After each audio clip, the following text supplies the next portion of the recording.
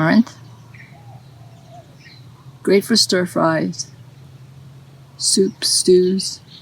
It's not particularly great raw. It tastes kind of like paper.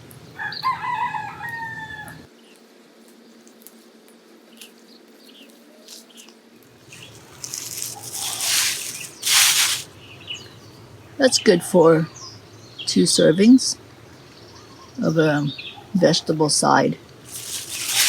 I like to pick the greens when the seeds just start to come out and the leaves are really tender. You can pick it when the seeds are bigger as well.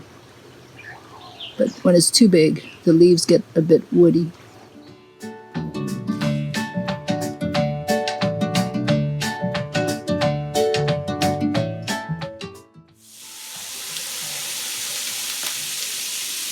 Amaranth takes longer to cook than you think,